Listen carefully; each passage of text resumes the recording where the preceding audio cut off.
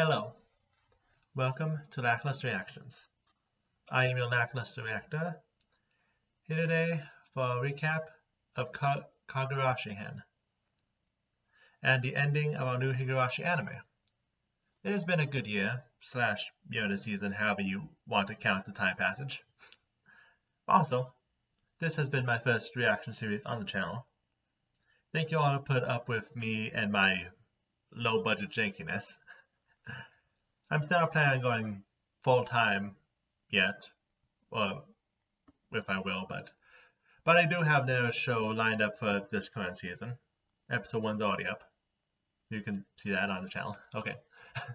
Either way, not the place. Higurashi is over, and I'm here with my thoughts on the highlights of this last arc and a general view of Higurashi Sotsu and Higurashi 2020 in total. Timestamps are in the description so you can skip to what you care about. Let's get started.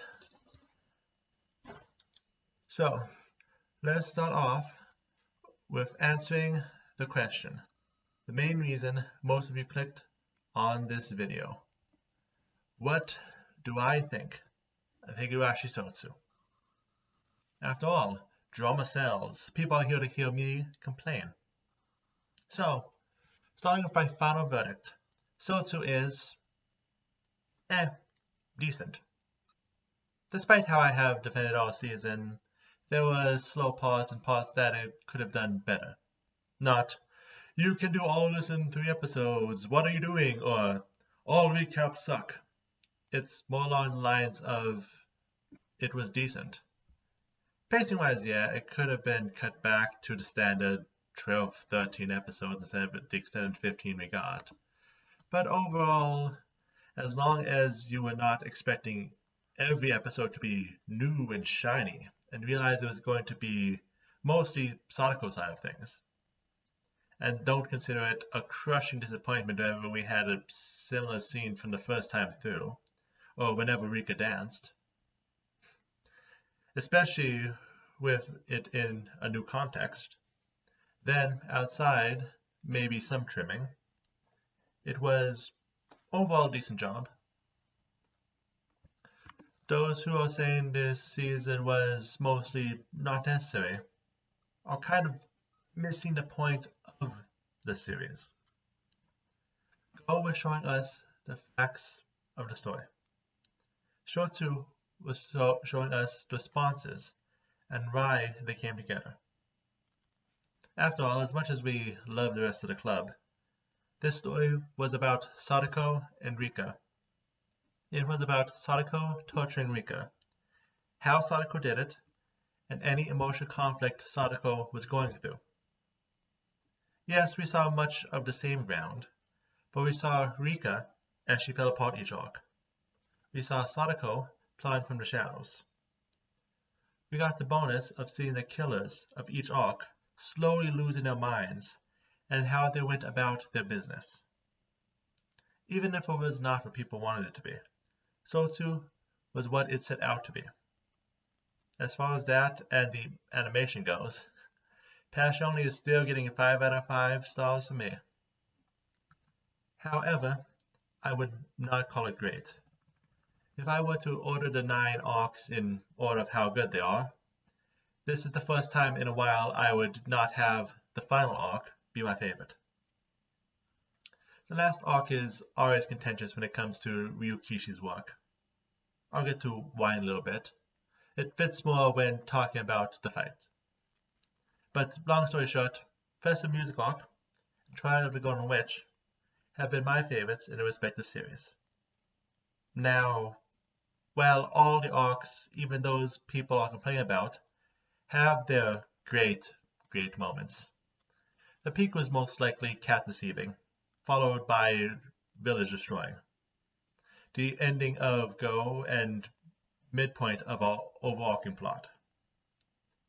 I need time to let the series sit some more before actually ordering can be done, probably a few more months, and I would need to go back through the original if I wanted to give an overall impression of how Go and Sotsu did. But, in my own opinion, This is the first time in a while the midpoint of Ryukushi's series has been better than the end. And I think people agree, which is where many complaints come from. But to say that Sotsu is garbage because it is an extreme reaction to an overall decent work. A slight letdown I can see, but not garbage. Which, on the topic of fights, let us talk about the fights. Starting with the big one, I would like to start by patting myself on the back that one of my theories walking in was right on the money. As soon as Rika knew who the Edelooper was, and as soon as Sadako knew that she had been caught, the only place to go from there was punching each other in the face. Or, well, magical looper powers, killing each other rapidly, eventually leading to Shrine Priestess fight / Rich fight by another name. And instead of being 10 episodes of Dragon Ball Spirit Bombs, it was exactly 2 episodes. Because, while dramatic, Ryokushi's fights are not exactly long, so. Though some people said it jumped the shark. As they always do. In the original Higurashi, after the 6 arcs we went through from a horror anime to spy games and magic and gods being real. And that was doubled down in Festival Music Arc itself, where teenagers beat a paramilitary team. Yes, the Mountain Dogs specialize in intelligence, but they can shoot straight enough. In Ominiko, avoiding spoilers, Bella and Beatrice's story ended with the 6th arc, and All the Mysteries with the 7th, leading to fistfights in the 8th, or Ominiko equivalent of fistfights. Veering off at the end is nothing new with Ryokushi's stories. It was a little closer to Ominiko's end than the original Higurashi this time around, but that is because the original Higurashi did not go fully off the rails. Ominiko always has the question of if magic is real or not. Higurashi specifically has gods.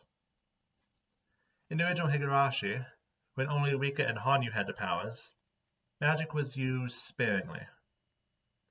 With Iyu and Sadako in the mix, well, it's time to gush. And gush I will.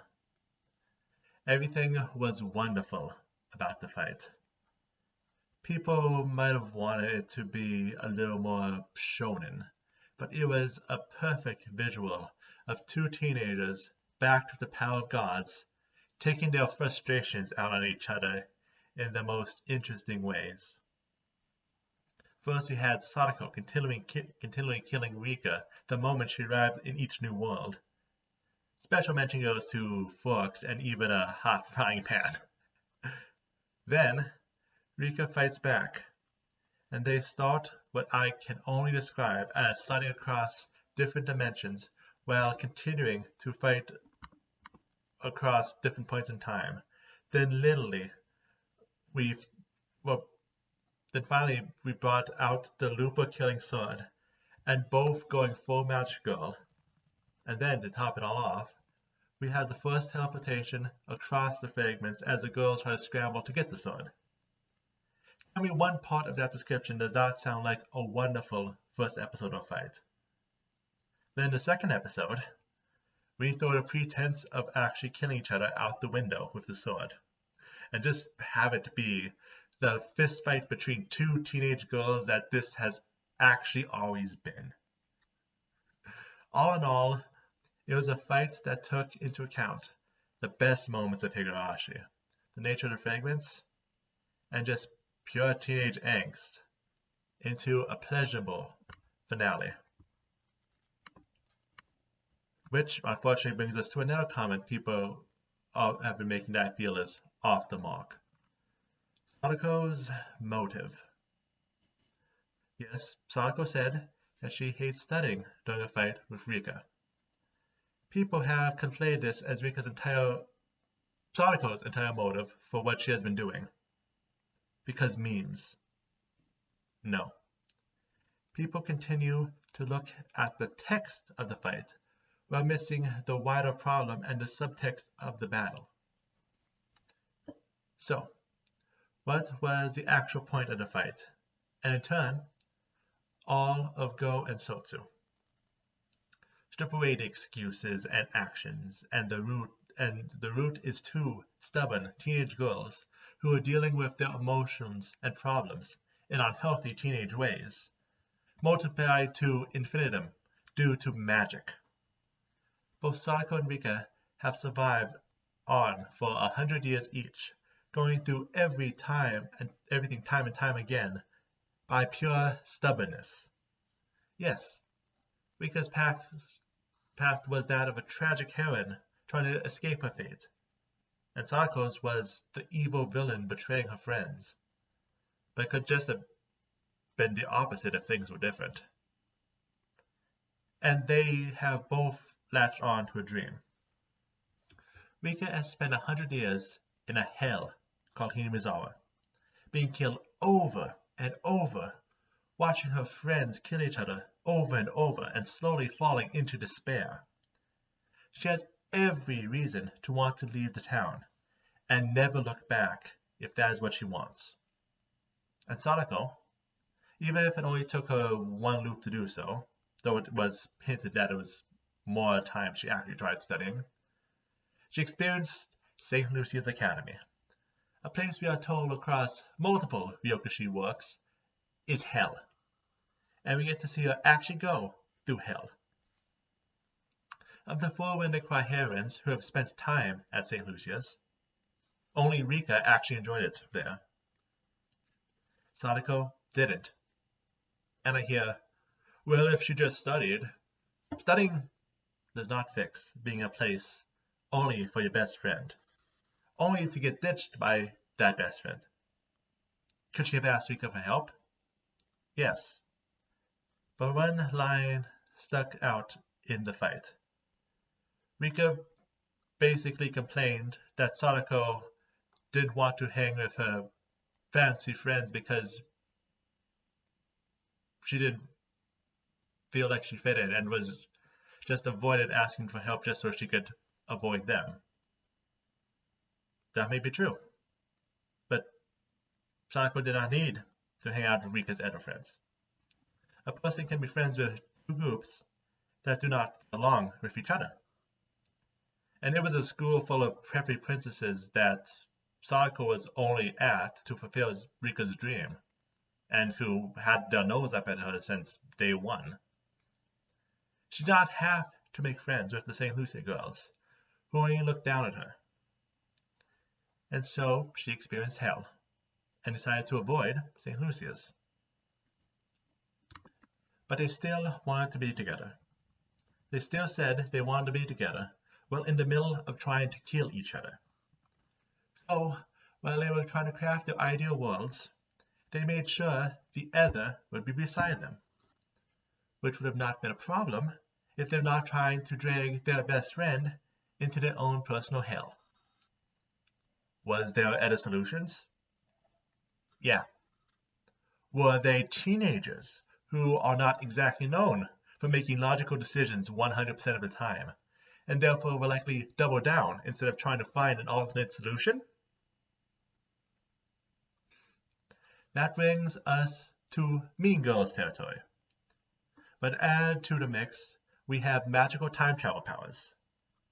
And then we had a Cold War. Both girls were in the wrong. Sadako was gaslighting her friends and killing them over and over, so she was more in the wrong. But both sides were responsible for the fact that they were not seeing eye to eye. In fact, this entire problem comes from making a foolish teenager mistake, not talking to each other. Especially when one had spent 100 years watching her friends kill each other because they did not talk about the problems. Just this time, with time travel in the mix, the stakes ended up even higher. Somehow. I think that was actually more important part of the battle. Sadako and Rika had not really talked to each other for a year before this started. When they did, it was on a day of pretending everything was okay and the way things used to be, which was not. The battle allowed them to finally get the words they could not say, issues that they had with each other, off of their chest without restraint. And in the end, that is what they needed. Now, while we're talking about fights, let's briefly cover the other fight between Eiro and Hanyu. That fight was overall meh. True, once Hanyu had the god-killing sword, it was good for 3 minutes, but from the moment Hanyu shows up to the moment she gets the sword, Hanyu basically does nothing. Which, yeah, there's the old joke of Hanyu and Rika just do nothing while bad things happen around them, and yes, there was parallelism between Rika being physically tortured and Hanyu being psychologically tortured by watching Rika being physically tortured. But overall, this would be the place that I would say most of the trimming for Sotsu should come from. I know people have different opinions, but the Hanyu and Eiro was the most pointless bits of this arc, in my opinion. Up until the ending with the god-killing sword, the reference to the one big Higurashi line about if one chases you, two chase back, and stuff like that. Only added to infinitum and talking about despair and fear because that's what is actually being faced. The sword, of course, and Lolly Eiro. But yeah, we did need all the scenes of Hanyu and Eiro. Which brings us to our final point for the evening, the ending. And overall, I found the ending satisfactory. Again, many people were up in arms about it, but that's because people had different expectations. Again, I also had my expectations of potentially going into a different world where the other part of Sadako was sent so that Rika could rescue her in a second part of Sotsu. But no. Just because we were all expecting it to end differently, that was just because we were all looking at the fight, the things that were happening, instead of why they were happening and the context of everything. And that is looking back at what Higurashi has always been. Growing up, I have always said there are 3 kinds of shows about friendship. There are the shonen, first among them Fairy Tail, which runs on the power of friendship tropes. There are the My Little Ponies, the ones who found themselves popular outside their target audience due to actually being decent. And then there is my wheelhouse, Higurashi, and at the rank that works, but Higurashi for friendship, which equally deals with friendship, which teaches friendship by showing what happens when someone falls short of being a friend, to the most extreme conclusion. When people look at this show, they were expecting some horror monstrosity or some big mystery. But in the end, looking at everything in retrospect, it was just a schoolyard fight between 2 teenage friends. Yes, again, it was pumped up to 11 because of godlike powers, but no, it was just looking at 2 friends who had always been by each other's side, finally see a division in their path going forward and not know how to healthily deal with it.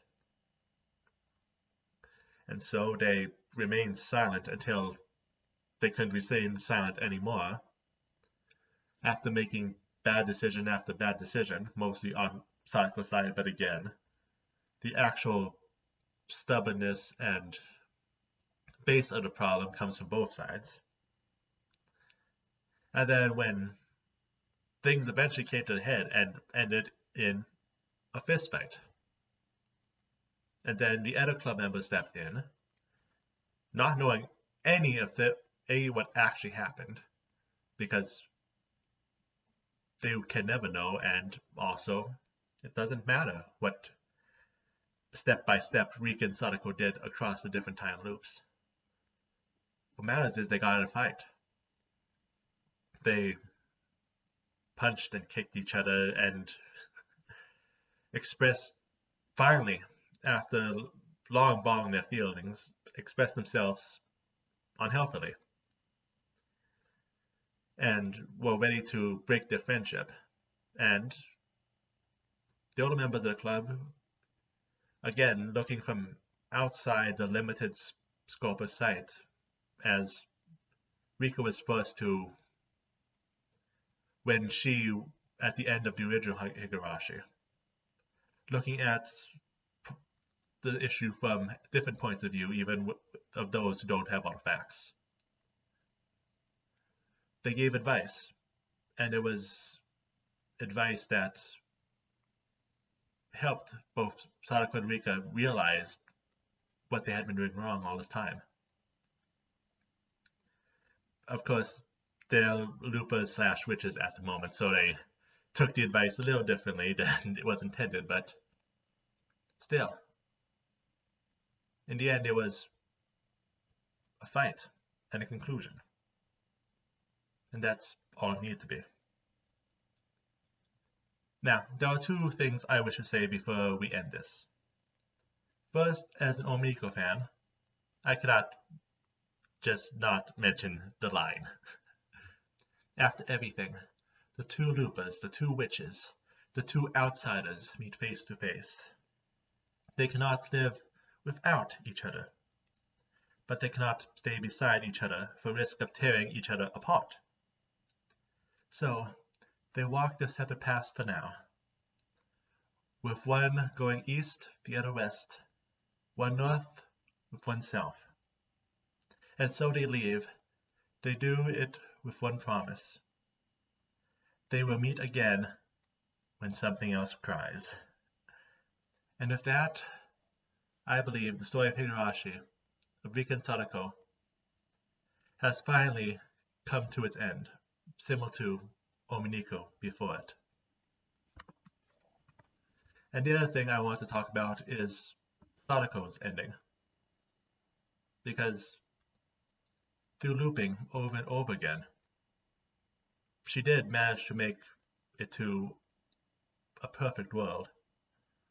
A world where she has her kind Uncle Tepe, she has her Nene, she has all of her friends, and she also has her brother waking from the coma. She has everyone's life going perfect.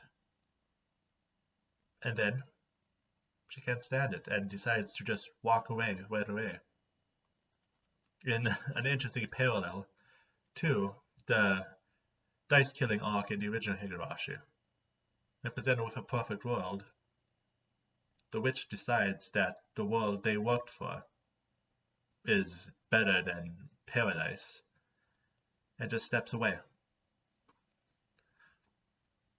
This also reflects back on what Ayu said talking with the witch, that she can no longer enjoy anything but suffering, which maybe that phrase is not 100, the way it's phrased is not 100% true, but still, in looking at parallels between the witch we have who ends ambiguously, so I won't say she is Lambda Delta, and Lambda Delta, if you look at what Lambda Delta does throughout all of her Ominiko.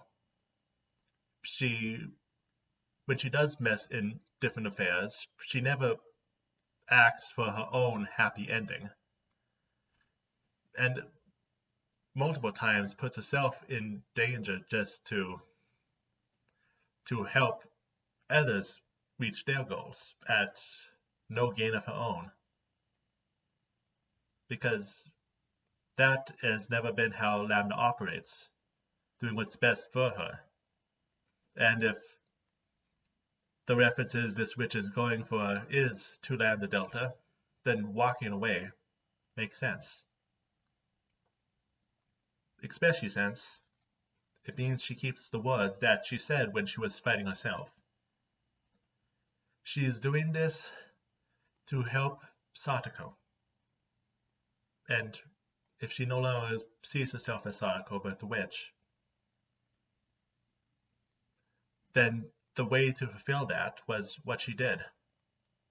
She left, and she returned control of Satoko's body to a Satoko who's not a Looper. And she left Satoko in the perfect world, where everyone, Tepe, all the club members, Rina, even Satoko herself, everyone, I forgot Takano. Takano, of course. Everyone learned from their mistakes. And while they aren't redeemed, they're moving forward and moving into a better world together.